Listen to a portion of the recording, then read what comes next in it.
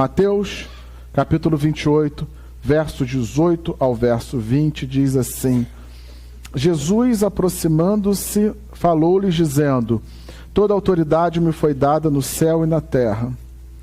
Ide, portanto, fazei discípulos de todas as nações, batizando-os em nome do Pai, do Filho e do Espírito Santo, e ensinando-os a guardar todas as coisas que vos tenho ordenado.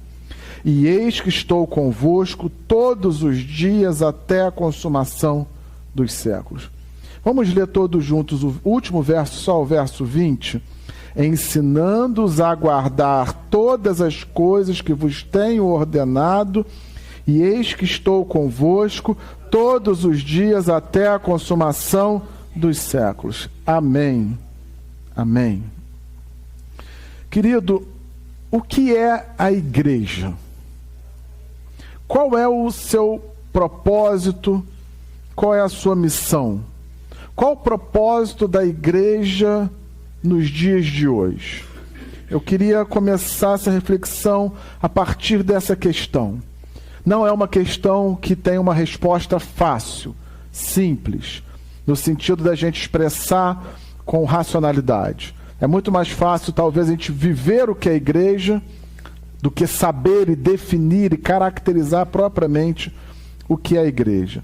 O termo igreja, ele foi citado pela primeira vez no Novo Testamento com o próprio Jesus no registro de Mateus, capítulo 16, versículo 18, quando ele diz para Pedro: Pedro, tu és pedra, e sobre essa pedra edificarei a minha igreja. O termo grego para igreja, conforme certamente muitos irmãos sabem, é o termo eclesia ou eclésia. Esse termo eclésia, o prefixo dele, o ek, ele tem o significado de alguém que é chamado para fora. Eclesia era um termo usado naquele ambiente greco-romano, né? Era o mundo helenizado daquela época, porque havia sido conquistado toda aquela terra, aquele espaço geográfico por Alexandre o Grande, e, portanto, a cultura helenística, a cultura grega, ela se expandiu muito forte naquele contexto, naquele tempo. E a língua, né, registrada no Novo Testamento era a língua grega. E eclesia era um termo que era usado naquele contexto para um ajuntamento de pessoas, para uma assembleia pública de cidadãos devidamente convocados. Ou seja, o termo que era usado, eclesia, no contexto grego que Jesus vivia naquele momento, era o contexto que eclesia significava, era referido a uma assembleia pública, um ajuntamento público de pessoas que eram chamados para essa assembleia. Assim, quando Cristo diz que formaria a sua eclésia: Pedro, tu és pedra, e sobre essa pedra vou formar a minha eclésia, vou formar o meu ajuntamento. A gente pode entender de alguma maneira que a igreja, ela pode ser vista como o ajuntamento daqueles que foram chamados por Cristo, daqueles que foram impactados por Cristo, daqueles que disseram sim quando Cristo disse: vem e segue-me. Esse ajuntamento dessas pessoas, como nós somos aqui, somos todas pessoas diferentes, moramos em lugares diferentes, temos histórias diferentes, visões diferentes, mas nós temos uma coisa em comum: nós estamos aqui ajuntados porque fomos impactados por Cristo, fomos impactados pelo Senhor. Na própria concepção da teologia reformada, essa expressão vai significar que Cristo, por meio da obra do Espírito Santo, reúne homens consigo, dota-os de fé e constitui a igreja como seu corpo. Portanto, queridos, quando a gente tenta inicialmente visualizar o que significa igreja, o que é igreja, a gente pode ter esse entendimento, adotar esse entendimento como um ajuntamento, uma assembleia, uma junção de pessoas que se unem num propósito, se unem a partir da fé em Cristo, se unem a partir da vivência de seguir a Jesus, que se unem em torno de um ideal ou de um propósito ou de uma vida que o próprio Senhor Jesus disse que nos daria. Nos daria vida em abundância e nos daria a vida eterna. Esse texto que nós acabamos de ler, esses versículos, os últimos versículos registrados no livro de Mateus, eles são chamados também, são considerados como a grande comissão.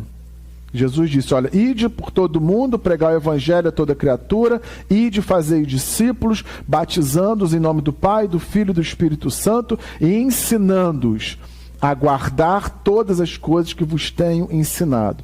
Portanto, esse é um mandamento universal para aqueles que seguem ao Senhor.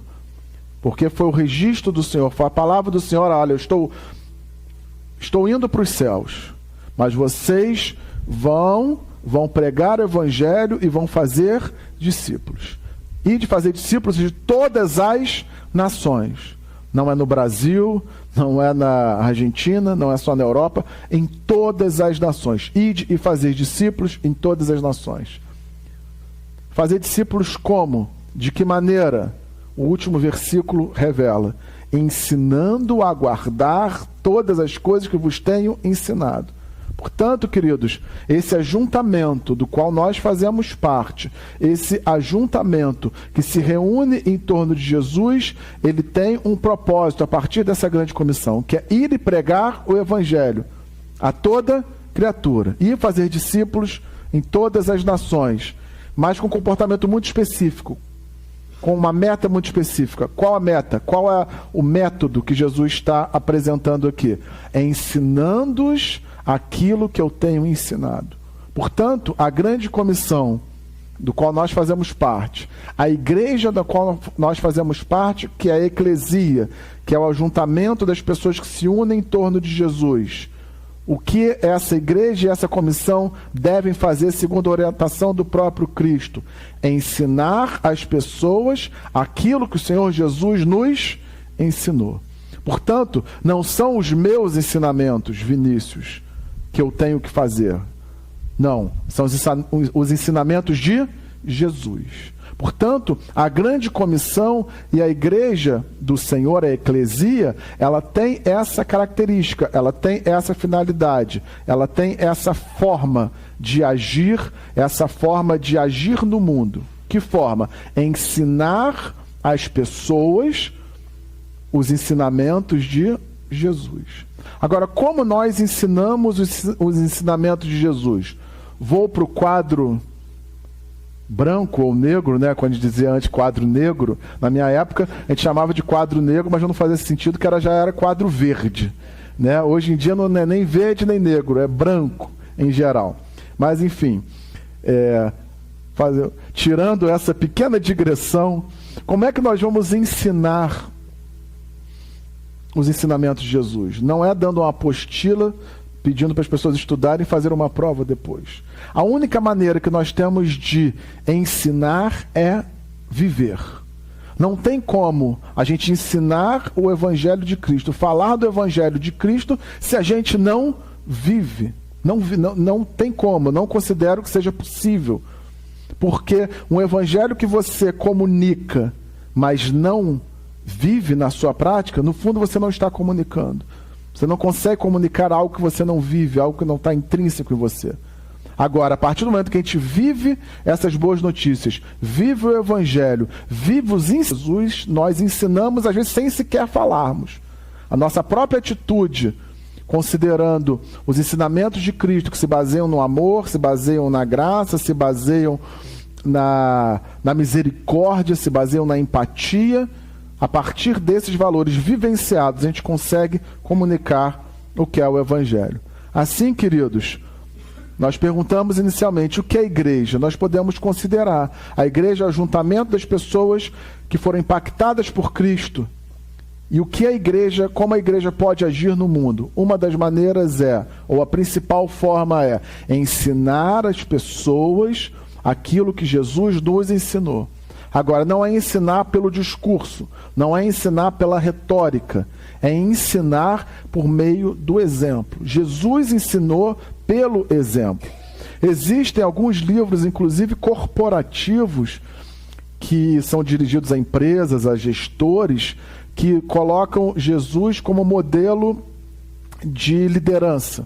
E, segundo essa visão, o modelo de liderança que Jesus exerce é um modelo baseado no exemplo.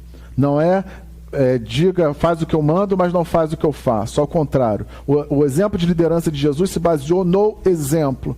Ele disse, olha, eu vou lavar os pés de vocês. Vocês me chamam de mestre e de senhor, e de fato, vocês têm razão, eu sou mestre e sou senhor.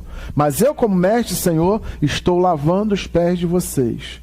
Portanto, vocês vão e deem esse exemplo também. A liderança de Jesus é baseada no exemplo. Não há como a gente viver o Evangelho se a gente não vive o Evangelho. Não é como a gente comunicar os valores de Deus se a gente não vive esses valores na nossa própria vida, na nossa própria existência. Se a igreja, queridos, é ajuntamento, é um ajuntamento de pessoas. Somos pessoas. Portanto, igreja é feita de gente. Gente como eu e gente como você. Gente perfeita? Não. Gente imperfeita. Mas gente que quer seguir ao Senhor, que deseja seguir ao Senhor, que deseja amar ao próximo, que se coloca para amar ao próximo. Igreja é feita de gente. Gente que foi feita para anunciar a Deus e, de alguma maneira, mostrar Deus às pessoas.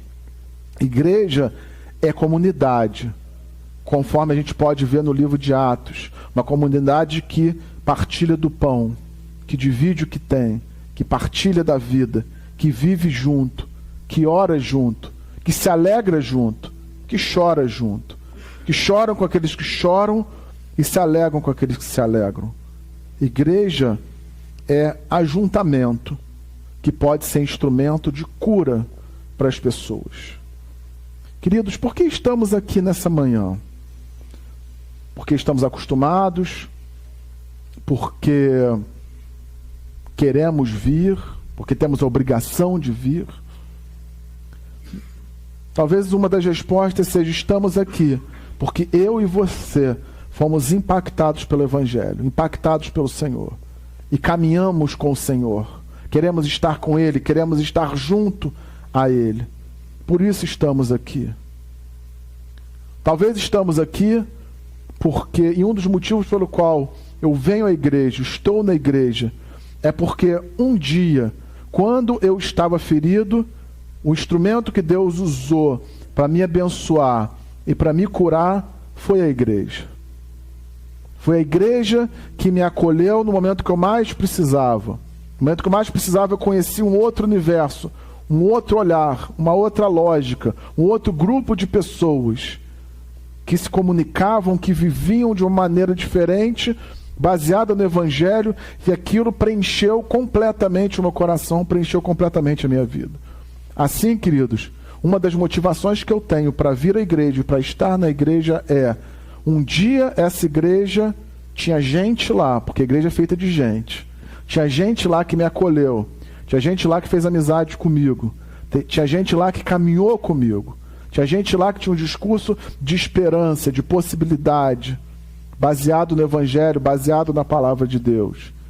E hoje, no nosso cotidiano, também existem muitas pessoas feridas, muitas pessoas precisando desse acolhimento. E se não tem gente para acolher, essa pessoa não vai ser acolhida. Como nós falamos aqui, igreja é feita de gente. Não é um templo, não é uma construção. Uma construção bela, a mais bela catedral. Se não tiver gente, não é igreja. Hoje tem tantas catedrais, especialmente na Europa, lindas e belas, mas elas não são mais igrejas. São lindas como arquitetura, como história, como beleza, mas não como igreja, porque não tem gente lá. Então, por que estamos na igreja? Porque nós podemos ser instrumentos de cura para a vida das pessoas, assim como nós também fomos beneficiados e temos sido beneficiados por essa cura que a igreja pode ser instrumento. Queridos, vivemos hoje 2025 e a forma de ser igreja no ano de 2025, a forma de viver o reino de Deus no ano de 2025, ela é completamente diferente quando eu me converti na década de 90, 1993. Completamente diferente. Viver o evangelho hoje traz desafios que não existiam lá atrás. A impressão que eu tenho é que lá atrás era muito mais simples, e talvez seja. Portanto, hoje nós temos desafios muito grandes. Nós vivemos num contexto que traz problemas, que traz características muito diferentes, muito peculiares. Na década de 90, por exemplo, há 20, 30 anos atrás. E aí cabe nos perguntar, essa pergunta eu já fiz aqui, faço de novo e muito provavelmente vou continuar fazendo, porque é uma pergunta que inquieta meu coração. Eu quero ser igreja de Jesus. Eu quero ser uma igreja no sentido de que nós somos também o templo do Espírito Santo, nós somos o Espírito Santo, eu quero ser igreja, eu quero ser um servo do Senhor, eu quero seguir os ensinamentos de Jesus, hoje, 2025. De que maneira eu posso seguir? Como eu posso ser testemunha viva, mantendo-me fiel aos ensinamentos de Cristo, mantendo-me fiel ao que as Escrituras colocam nesse contexto? Nós vivemos num contexto chamado pós-moderno, um contexto secular, que era um contexto diferente da década de 90 ou nos tempos passados. Os movimentos urbanos eram diferentes, a tecnologia era diferente, né? Não tinha internet, né? Algumas casas de conhecidos meus não tinham sequer luz elétrica. Né? Hoje é meio que impensável isso, impensar uma vida sem um telefone celular, sem a tecnologia, a gente simplesmente não consegue. Os desafios são muitos. As pessoas antes iam para as igrejas, ou católicas ou protestantes, por tradição. Porque meu avô ia, meu pai ia, e eu também vou. Hoje, as pessoas não vão mais por esse motivo. Essa é a tendência, não vão. Como é que nós podemos nos comunicar com essas pessoas para que elas vivam e conheçam o Evangelho do Senhor? Esse é um desafio, essa é uma questão. E nós estamos aqui para pensarmos e para refletirmos e para expressarmos a nossa existência também enquanto igreja, que se coloca nesse desafio. Nós queremos ser uma igreja que vive o Evangelho do Senhor hoje, 2025. Como se vive esse evangelho? Mantendo-se fiel à palavra, mantendo-se fiel aos ensinamentos de Cristo, mas ao mesmo tempo levando em consideração a cultura em que vivemos, o contexto em que vivemos, as questões sociais e urbanas que se colocam diante da nossa existência, diante de nós. Essa é uma pergunta que a gente precisa pensar. Nesse contexto pós-moderno, queridos irmãos, nós temos em particular no Brasil, um grande crescimento das igrejas evangélicas. Esse crescimento foi tão acentuado que nós estamos perto de 30% da população. Existia uma projeção que 2030 alguma coisa, já não me lembro exatamente, os evangélicos seriam maioria no país. No último censo, mostrou que esse crescimento continua acontecendo, mas menos acelerado do que estava antes. Então essa projeção dos evangélicos serem maioria, ela se joga um pouco mais para frente. Esse é o contexto que a gente vive. Temos muitos evangélicos, temos muitas igrejas. E essas igrejas têm camadas diferentes, elas têm olhares diferentes. A gente pode olhar para algumas dentro daquilo que a gente pensa e acredita e olha, essas igrejas pregam o evangelho, vivem o evangelho. Não é difícil perceber também algumas outras igrejas que não pregam o evangelho de Cristo, pregam o evangelho quase que por interesse próprio, quase que para multiplicar igrejas, quase que para encher a igreja de pessoas para que tenham benefício financeiro. Não é difícil perceber isso. Isso acontece. Tem muitas camadas. Tem aquela igreja que está lá naquele lugar onde o Estado não está. A igreja evangélica, ela tem uma importância hoje social muito e muito grande. Porque em muitas comunidadezinhas a igreja chega, o evangelho chega, aquele camarada que só tinha o boteco para ir, enchia a cara, batia na esposa, se converte, bota uma gravatinha, vai para a igreja e ali ele aprende que não é para bater, ele aprende uma outra lógica, porque ele foi educado sobre uma lógica extremamente machista, e ali na igreja ele pode aprender sobre a palavra, ele pode aprender a honrar a esposa, ele pode aprender a honrar os filhos, e vai se transformando. Então a igreja, num certo sentido, ela beneficia muito, de uma maneira muito relevante, o próprio contexto social do nosso país. Ao mesmo tempo que a gente vê igrejas que se desviam completamente do evangelho. Não enxergar o contexto, a gente simplesmente não vai comunicar o evangelho, porque as pessoas não vão ouvir. Se eu for lá no Japão e for fazer uma pregação em português, ninguém vai entender. Não vou comunicar. Eu preciso entender a língua e o idioma para me comunicar naquele idioma de hoje. Qual é a língua, a linguagem do nosso tempo de hoje? Nós precisamos pensar sobre isso para comunicarmos o evangelho de maneira efetiva, de maneira assertiva. Por outro lado, queridos, essa mesma igreja, tentando entender um pouco como é a igreja evangélica no Brasil nos dias de hoje, essa mesma igreja produziu e existem uma massa enorme de pessoas que estão feridas. Existe uma massa enorme de descrentes, pessoas que não creem no Evangelho, pessoas que não creem no Evangelho não pelo Evangelho, mas pelo testemunho das pessoas que pregam o Evangelho. Esses dias eu ouvi um pregador inglês, que eu gosto dele, o J. John, e ele disse, olha, tem 2 motivos pelos quais uma pessoa não se converte. Uma, porque ele nunca conheceu um cristão. Segunda, porque ele conheceu um cristão. Ou seja, às vezes ele olha para o cristão e fala assim, se o Deus que ele está falando é desse jeito, se comportando dessa maneira, essa igreja eu não quero. Isso acontece, queridos.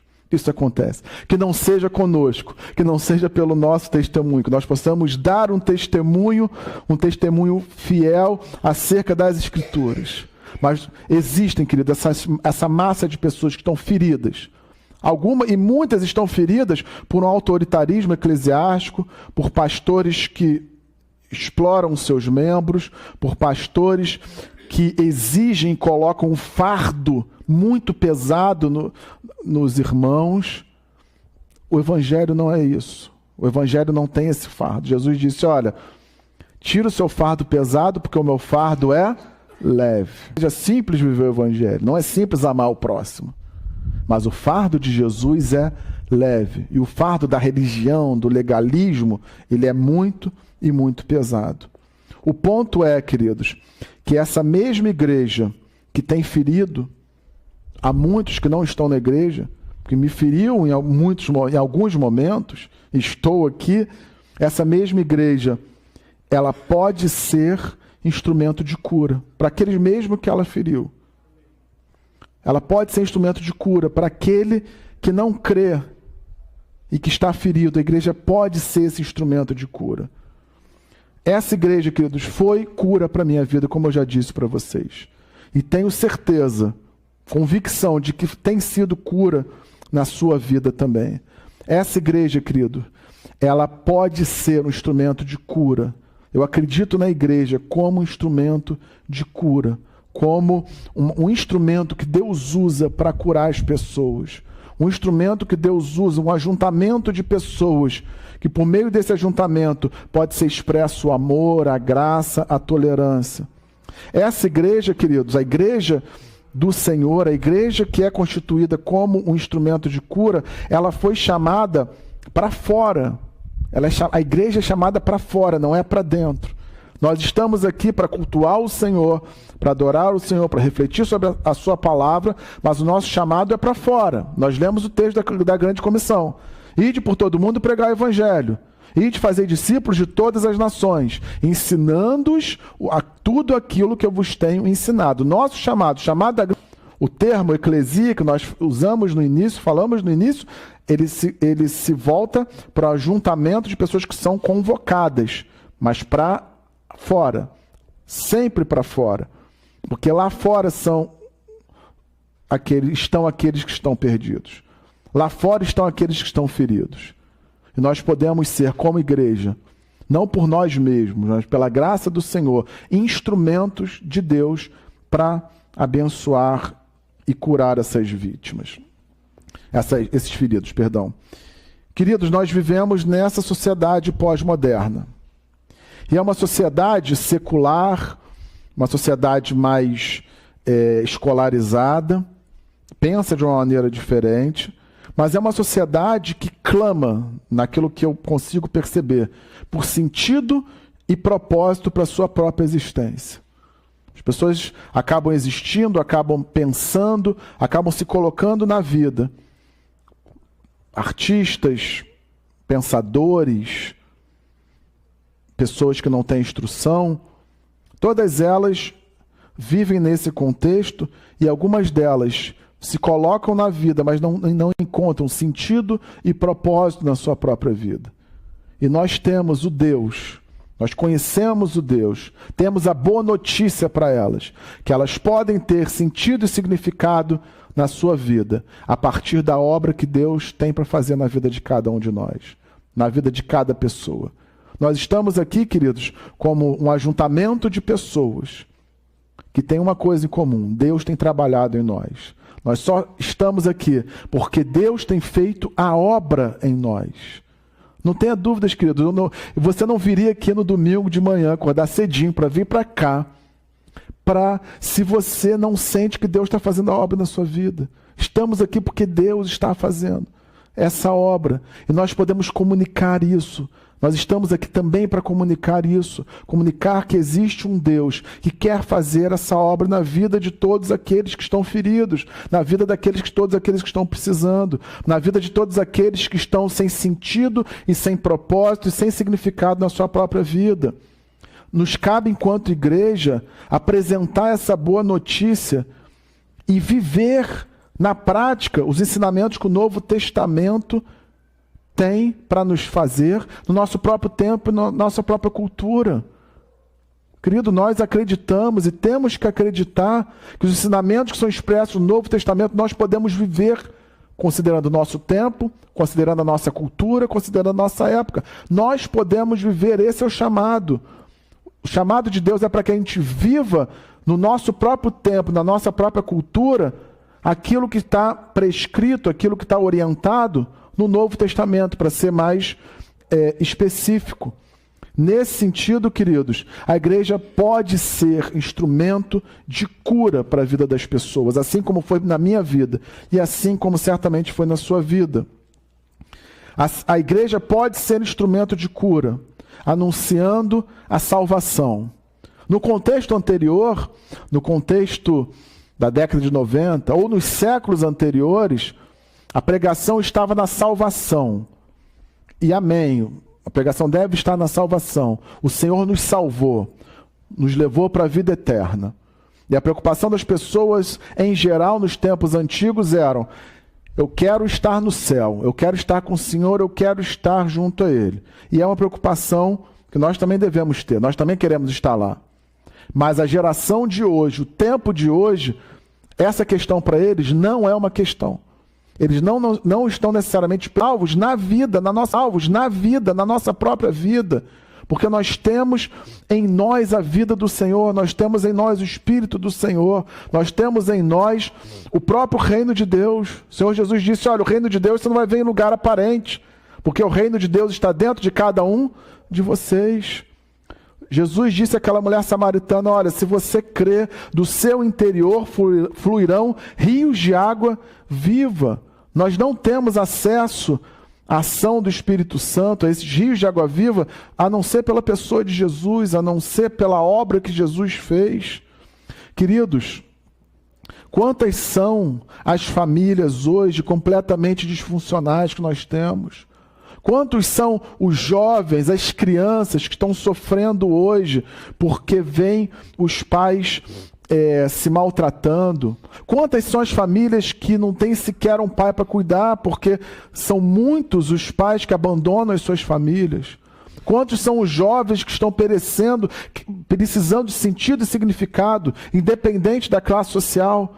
Se a pessoa tem menos recursos, ela tem esse problema. Às vezes as pessoas com bastante recursos também não têm uma atenção paterna, não têm uma educação afetiva. Isso acontece. Quantas são essas pessoas? Todas essas pessoas, queridos, são pessoas em que a igreja pode ser instrumento para abençoá-las, pode ser instrumento de cura para essas pessoas. Quantas são as pessoas que têm tudo, mas não têm essa vida nela mesma? A igreja pode ser instrumento de cura para todos esses. Mas uma coisa é imprescindível, que a gente viva o que pregue. Se a gente não viver o que prega, a nossa pregação é vã. É imprescindível, queridos, sermos misericordiosos. Se nós queremos ser, se nós nos entendemos como igreja, que pode ser instrumento de cura, é imprescindível que sejamos misericordiosos, que tenhamos empatia, que possamos dar ouvidos àqueles que sofrem, ser voz daqueles que não têm voz. Entendermos que existe diversidade e pluralidade na igreja.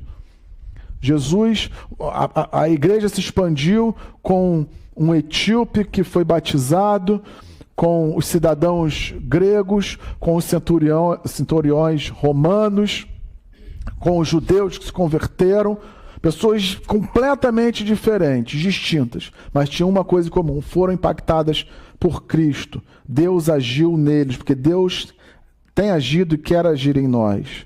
É imprescindível que a gente dê alimento ao faminto, que a gente dê água ao sedento, que a gente agasalhe aqueles que estão com frio, que a gente cuide dos órfãos e das viúvas. A Escritura fala o tempo todo, desde o Antigo Testamento até Jesus, sobre cuidar dos órfãos e das viúvas, cuidar daqueles que são vulneráveis.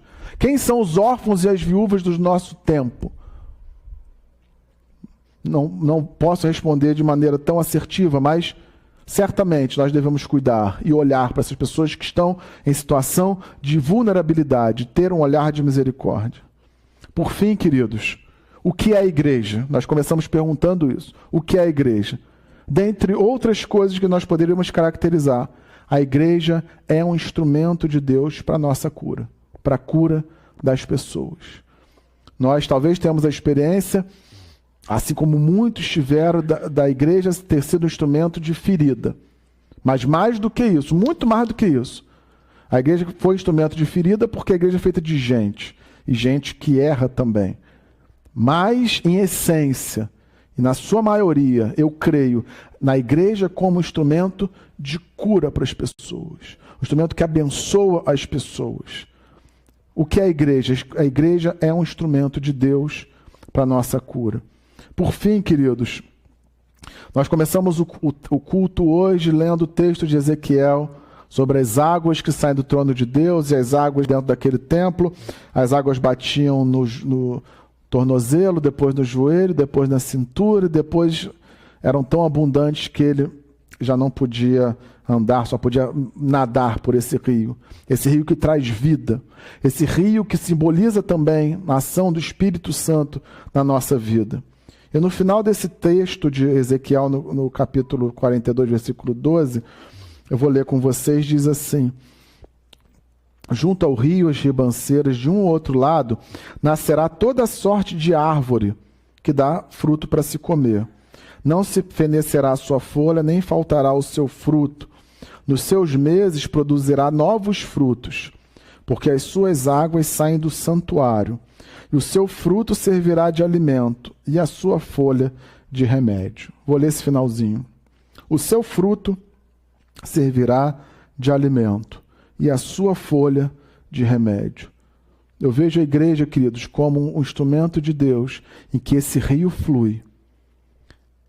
E a igreja, como organismo, pode produzir um fruto que servirá de alimento, e pode produzir uma folha que servirá de remédio, para curar as feridas da alma, para curar as feridas que nós temos, que só o Senhor pode nos curar.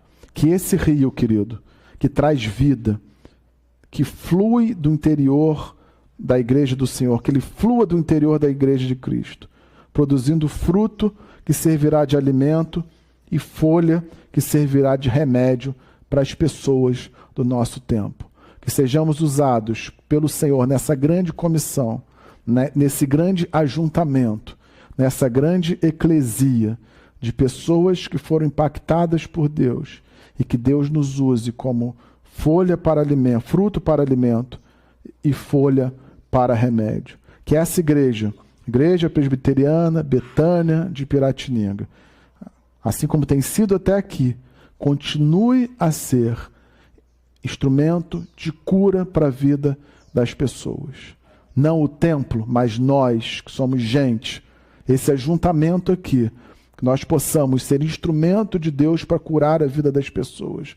Que nós possamos ter na nossa prática misericórdia, amor por todas as pessoas. Porque nós só conseguimos comunicar ensinando aquilo que o Senhor tem nos ensinado. O versículo diz, ensinando-os tudo aquilo que eu tenho vos ensinado. Que nós, Igreja Presbiteriana Betânia de Piratininga, possamos viver a partir dessa lógica, viver a partir desse contexto de ensinarmos aos outros, ensinarmos a todos acerca dos ensinamentos de Jesus, que possamos ensinar os ensinamentos de Jesus, não apenas por palavras, mas por atos, que nós, enquanto igreja, possamos ser esse instrumento. E nós cremos que nós somos, amém? Nós cremos que podemos continuar a ser. Nós cremos que nós podemos ser ainda mais instrumentos de cura, necessariamente pelo nosso esforço, mas pela graça do Senhor que está sobre a nossa vida. E nós saiamos, queridos, com essa convicção de que nós, não no meu poder, mas nós, enquanto igreja, enquanto ajuntamento, enquanto eclesia, podemos ser instrumentos de Deus para a cura das pessoas. E o que é mais interessante é que nós, enquanto somos instrumentos de Deus para a cura das pessoas, nós mesmos somos curados. Às vezes de uma maneira muito mais poderosa do que aqueles que são instrumentos, aqueles a qual são objeto dessa cura. Assim, queridos, todos nós precisamos de cura, todos nós precisamos do Senhor. E por isso estamos aqui, nos ajuntando enquanto igreja, enquanto eclesia. Amém, queridos? Que o Senhor nos abençoe, que o Senhor nos guarde, que essa palavra flua no nosso coração. Nós tenhamos esse chamado de sermos instrumento para a cura das pessoas. Não porque temos poder, mas porque o Deus que age em nós pode curar essas vidas. Vamos orar?